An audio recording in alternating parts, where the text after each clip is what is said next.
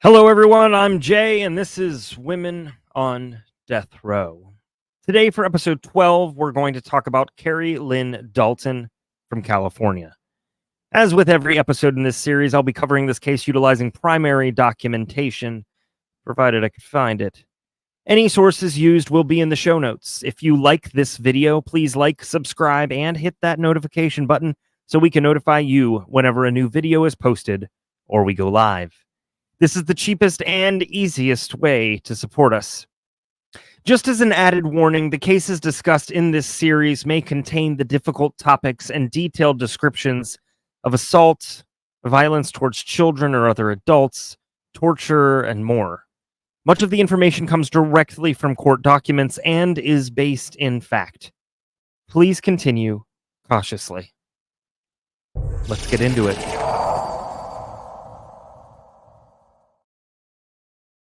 Kerry Lyn Dalton's case is an example of violent criminal behavior driven by a combination of personal vendettas, substance abuse, and psychological issues.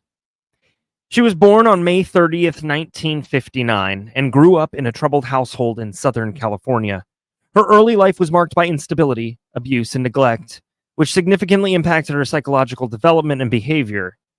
By her teenage years, Dalton had become involved in drug use and criminal activities, which led to a transient lifestyle characterized by substance abuse and petty crimes. Dalton's relationship with Irene May, the victim, was fraught with tension. May was a fellow drug user, and the two women often clashed over drug-related issues and personal disputes. This volatile relationship ultimately culminated in a tragic and violent encounter. The following comes from People v. Dalton, S046848 opinion, written by Justice Liu. On June 26, 1988, Dalton, her boyfriend Mark T.K. Tompkins, and Cheryl Ann John Boy Baker murdered 23-year-old Irene Melanie May in Joanne Fedor's trailer located in the Live Oak Springs Trailer Park in Boulevard, California. Her body was never found. Dalton and her co-perpetrators were jointly charged, but Dalton's trial was severed. Tompkins pled guilty to first-degree murder. Baker pled guilty to second-degree murder in exchange for testifying at the 1995 trial against Dalton. The prosecutor also agreed to other terms, including notifying the Department of Corrections or Board of Prison terms of Baker's cooperation and her level of culpability in Dalton's case, requesting she serve her prison time out of state and transporting her to and from court separately from Dalton. Baker had not yet been sentenced at the time of her testimony. Because Dalton challenges the sufficiency of the evidence for every charge count and special circumstances allegation, we review in detail the evidence in support of the prosecution's case. Cheryl Baker, who had been previously convicted of grand theft auto and in 1988 used crystal methamphetamine several times a day, testified that in June 1988 she was living in Lakeside and had known Irene Melanie May for about 2 months. May was married to Bobby May and had 3 children. On Saturday, June 25th, 1988, May had been evicted from her Lakeside apartment, and she and Baker were shooting methamphetamine and moving May's belongings into storage. Bobby May was incarcerated at the time, and a man named George, whom Baker met for the first time that day, and several other individuals helped them. Dalton, whom Baker had known since 1986, and who other testimony established had previously lived with May and Bobby May, also arrived with 2 women, Patricia Collins and Pamela McGee. Dalton angrily told Baker much of the furniture in the apartment was hers, and she wanted it, and she was looking for certain pieces of jewelry. Baker told Dalton she would look for her property, and Dalton left. Collins testified she bought a dresser from May. Collins had not met May before and described her as a, quote, skinny little speed freak. At about 5 p.m., Baker, May, and George went to a convenience store to meet May's connection to obtain drugs. While waiting at the store, Baker called Dalton and told her she had not found her jewelry. Dalton, who lived nearby, arrived at the store a few minutes later with Mark Tompkins in a small yellow pickup truck. Baker, Dalton, and Tompkins decided to locate and steal a Trans Am that belonged to an individual they knew. and May and George accompanied Baker because they were, quote, partying with her. May expressed concern about going because she was afraid of Dalton. Around 6 p.m., the group left the store in 2 trucks. Dalton and Tompkins were in their truck, and Baker, George, and May followed in George's truck. No plan had been discussed other than to steal the car. They drove for hours and eventually happened to come upon Dalton's acquaintance, Joanne Fedor. Fedor, who was accompanied by her 3- and 4-year-old children, testified she had pulled her truck over to the side of the road because of an electrical fire. She encountered Dalton and her group about 11:30 p.m. Dalton offered to drive Fedor's children to Fedor's home in case the fire resumed. Fedor agreed and left, followed by the 2 trucks. According to Baker, the group following Fedor then lost their way, and the truck carrying Dalton and Tompkins broke down. Dalton, Tompkins, and Fedor's children joined Baker, May, and George in George's truck. The following are the events at Fedor's trailer the night and morning of June 26, 1988. Fedor testified that about 2:30 a.m. on the morning of June 26, 1988, Dalton and her companions arrived at Fedor's trailer. Baker recalled Fedor was freaking out and thought her children had been kidnapped. Baker testified that the group and Fedor stayed up all night, and some individuals used drugs. Baker used about a gram of methamphetamine throughout the time of this. By the following morning, Baker had been up at least 24 hours. At some point during the night or the following morning, Dalton and Baker searched through papers in George's truck because they did not know him, and Dalton wanted to be sure he was not connected to law enforcement. Also, at some point, Dalton emptied May's purse and, quote, found some of her jewelry. Dalton was upset and, quote, started making May her slave and making her clean Fedor's trailer. Performing chores such as washing dishes and cleaning the kitchen, May told Baker she was very scared. Fedor testified she asked her guests several times during the night, quote, to please be quiet, that my neighbor next door was nosy. I don't need no problems. At one point, the neighbor sent somebody over to complain. During the night, Fedor heard Dalton and May arguing, and someone said May was a, quote, snitch, ratting her old man off. Fedor also heard Dalton say that while May thought Dalton was in jail, May had held a yard sale that included Dalton's belongings. During this discussion, Dalton sounded angry, and May sounded scared to death. At some other point that night, Fedor heard Dalton, Baker, and May using drugs in the bathroom. Dalton and Baker became angry with May when they learned they all had shared a needle and May had hepatitis. Later that morning, Fedor, like Baker, observed Dalton treat May like a slave, commanding her to wash dishes, clean the house, and make breakfast for and dress Fedor's children. At one point when Fedor was drying dishes with May, quote, had a knife and wanted to use it on Dalton because she was scared. May asked Fedor how she could get out. Fedor replied, if you are afraid, go outside because there are mobile homes on both sides. Scream. And gave May directions to the freeway. Fedor also, at May's request, left a message for Nina Tucker, the Child Protective Services worker assigned to May's family, that May would be unable to attend a scheduled meeting with Tucker. Fedor did not see May alone in the trailer. Dalton appeared to tell the others what to do, and Fedor did not observe Baker or Tompkins refusing to do anything Dalton told them to do. Baker testified that sometime that morning she, Tompkins, and George left the trailer for about an hour to repair and return with the truck that had broken down. Lana Agnew testified that in June 1988, she was a volunteer emergency medical technician for the Boulevard Fire and Rescue Department and lived in the same trailer park as and knew of Joanne Fedor. Early on the morning of June 26, 1988, she responded to a page regarding a person having difficulty breathing and a possible asthma attack at Fedor's trailer. A woman who was not Fedor and a short white man were outside, and the man took Agnew into the trailer. The trailer was very dirty, and there were clothes and other items all over. A tall man with long hair appeared and asked Agnew what she was doing there. Agnew said she was from the fire department, and they had received a medical call. The man said, quote, no, there is no problem here. Agnew showed the man the report of an asthma attack. The man again said, no, there is no problem here. He seemed angry Agnew was there and instructed the other man to get her out of here.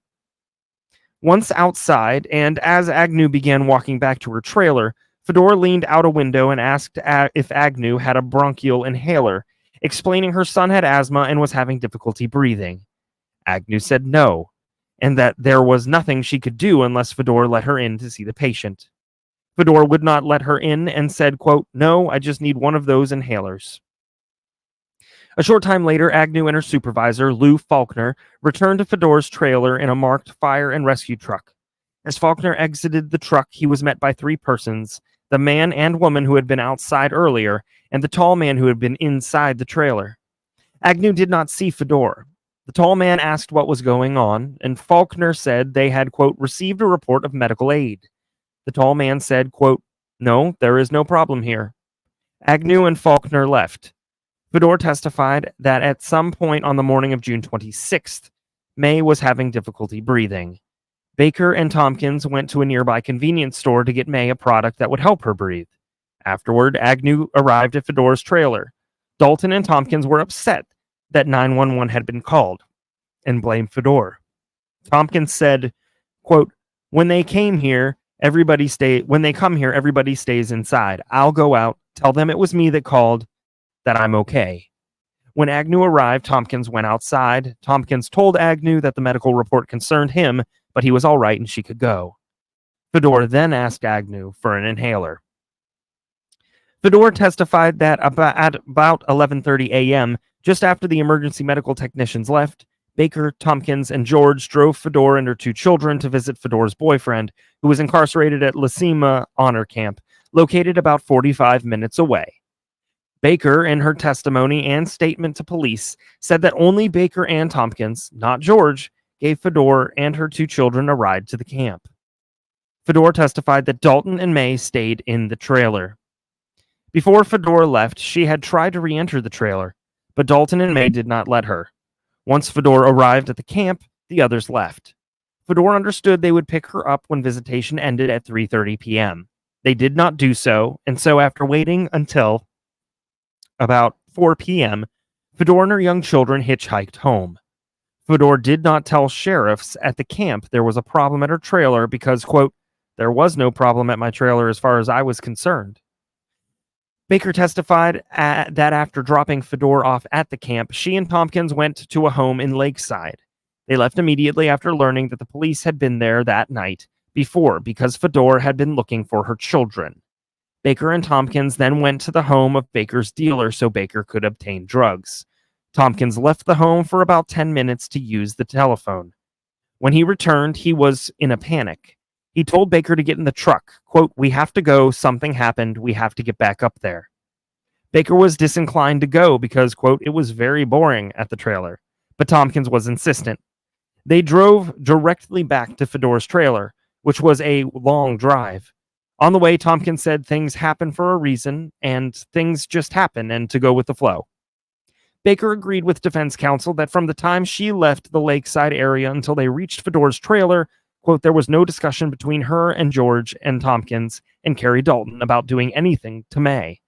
She also agreed that she had no discussions or plan to do anything to May at any time from the time that Baker left Lakeside on Saturday, June 25th, 1988, all through the time when she left to go to the honor camp with Fedor on Sunday, June 26th, 1988. The following are the events during the murder. Baker and Tompkins arrived at the trailer at about 3:30 p.m. George was outside and Dalton was inside the trailer. Baker and Tompkins had been gone from the trailer at least 3 hours. Dalton asked Tompkins why he had brought Baker with him. A person completely covered by a sheet was seated in a chair in the kitchen. Rope encircled the sheet and tied the person to the chair. Dalton was upset and told Baker that Baker did not, quote, "know what happened when she was gone, and something had happened, and that they were going to kill May." Dalton also said, quote, "you don't know what we went through," and that May, quote, "tried to get away or something." Dalton led this discussion for 10 to 15 minutes, and Tompkins was going along with Dalton. Baker testified she did not know and was never told what had happened at the trailer while she and Tompkins were gone. Tompkins joined George outside. Dalton took Baker to the quote back bathroom where there was 4 or 5 syringes filled with what she told Baker was battery acid. The content of the syringes resembled methamphetamine or water. Dalton said, quote, "We were going to shoot her up with battery acid. It would be really quick and easy, that it would be over with." Dalton also said the battery acid would kill her instantly. Dalton told Baker that Baker had to be a part of it because Tompkins wanted to kill Baker, and in order for him not to kill her, if she helped, that she would be guilty too, and would not tell on them. Dalton and Baker returned to the kitchen, and Dalton told May she was going to give her a sedative to calm her. Dalton asked Baker to try to inject May with a hypodermic needle, but apparently because of May's drug use, Baker could not find a vein. Dalton was angry, took the syringe, depressed it once into May's leg. There was no blood in the syringe, which indicated to Baker that Dalton had not penetrated a vein. Dalton told Baker that May was not dead and was suffering, and that they had to do something about it. Dalton handed Baker a cast iron frying pan from the stove and told Baker to hit May with the pan. Baker hit May once in the head with the pan. May did not bleed, but the pan broke. Dalton said they were, quote, going to have to get Tompkins because, quote, this isn't working. Baker told police Dalton couldn't do it, and she didn't want to tell Tompkins. When Tompkins came back inside, he was mad, quote, and called us stupid bitches that couldn't handle nothing. Tompkins and Dalton decided to stab May, and Tompkins stabbed May twice. Tompkins may have also hit May with a breaker bar. Baker didn't see an extension cord with bare ends, nor was such an extension cord used against the person in the chair. There was no blood on the sheet, but there was a small amount on the floor that Dalton cleaned up. Tompkins and George wrapped May in a carpet, placed her body in the back of George's truck, and left to dispose of May's body. About half an hour passed between the time Baker and Tompkins returned to the trailer and when Tompkins stabbed May. On cross-examination, Baker testified she never saw the face of the person under the sheet, and the person made no sound or movement. She could not tell if the person was injured in any way. She did not know if the person was alive when she and Tompkins returned to the trailer. On redirect, she agreed that in March of 1992, she had told officers May had said, quote, "I don't want to die," and, quote, "Please don't kill me, I'm sorry." On recross-examination, Baker agreed with defense counsel that in July of 1994, during her second interview with law enforcement, she had told officers she had given, quote, "the wrong answers" in her first interview in March of 1992. Not because she had lied, but because she did not want to remember what happened. Baker told officers in July of 1994 that she did not know whether May was alive when Baker returned to the trailer, and testified at trial that this was the truth. Donald McNeely testified that for 3 months, from June to August of 1992, he had shared a cell at the San Diego County Jail with Tompkins. During this time, Tompkins told McNeely that he was in on a murder charge and called it a torture slaying. Tompkins said the victim was Melanie May, and the murder occurred in June of 1988 in a house trailer in the Live Oak Springs Boulevard area. Tompkins said that he was, quote, really into violence, that he tortured the hell out of her, and that pain was the name of the game. In McNeely's view, Tompkins seemed to enjoy it. Tompkins said the, quote, original plan was to give Miss May a hot shot, and that Tompkins did so. Tompkins also mentioned a screwdriver, knife, and a heavy kitchen skillet, saying, quote, they work wonders on the knees. Tompkins got tired of it and, quote, just wanted it to end, so he stabbed May with a knife. The following are the events after the murder. Tompkins told McNeely he put May's body into a vehicle and took it to a nearby Indian reservation. He then dismembered the body so it would be more difficult to locate. Baker testified that Dalton said Tompkins and George were going to burn the body. Dalton and Baker took showers and cleaned the trailer. Baker collected a breaker bar, screwdriver, and the frying pan. Baker and the others took these items with them when they left Fedor's trailer. Tompkins had the knife.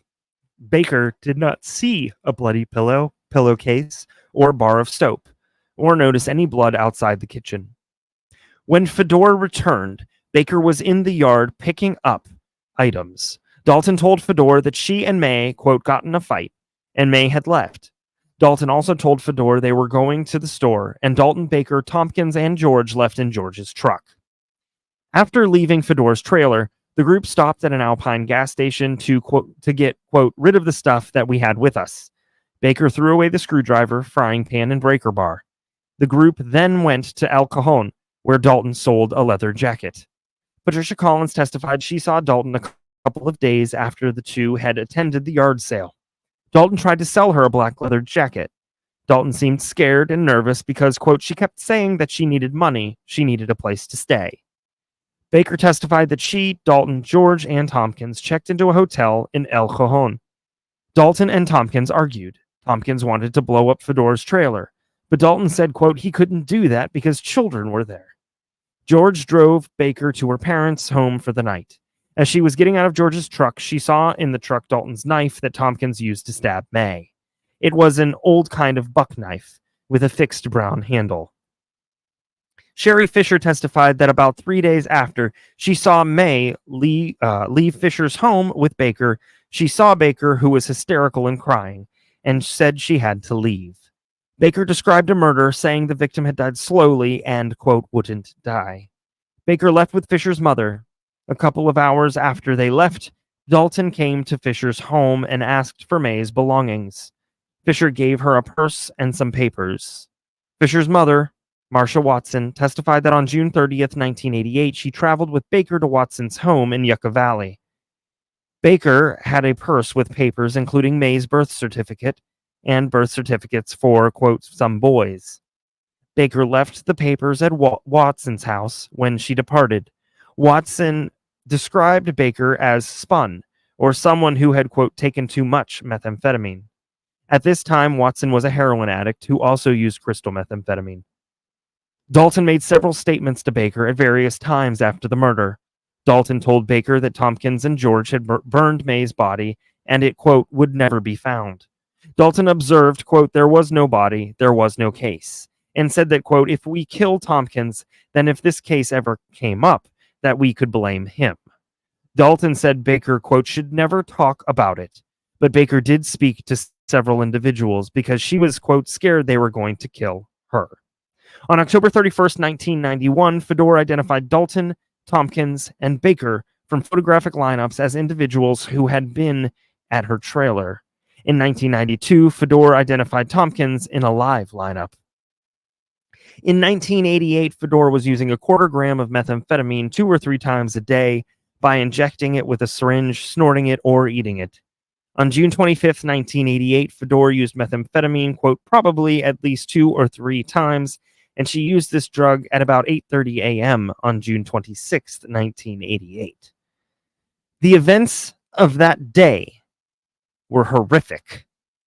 The torture was brutal and methodical, reflecting deep-seated animosity and the influence of drugs on behavior.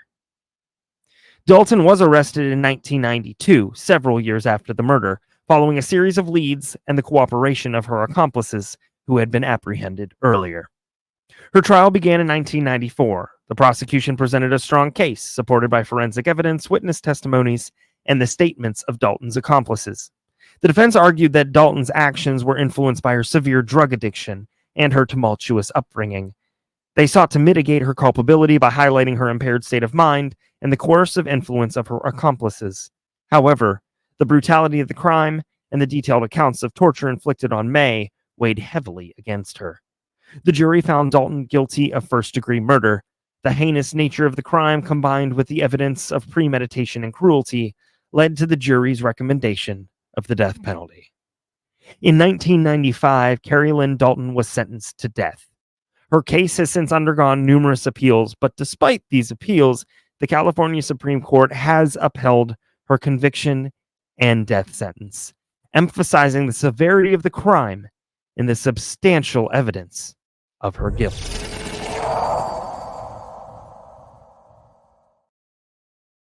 Thank you for tuning in to Women on Death Row. If you found this content interesting, you can find all this and more on the True Crime and Wine Time YouTube channel, as well as in the Courtyard Discord server. Click on the Discord invite in the show notes below and get ready for case files, game nights, daily streaming, and a fantastic community. Until next time, take care of yourself, your friends, family, and community. Don't let anybody dull that sparkle. And shine on, you crazy diamonds. Shine on.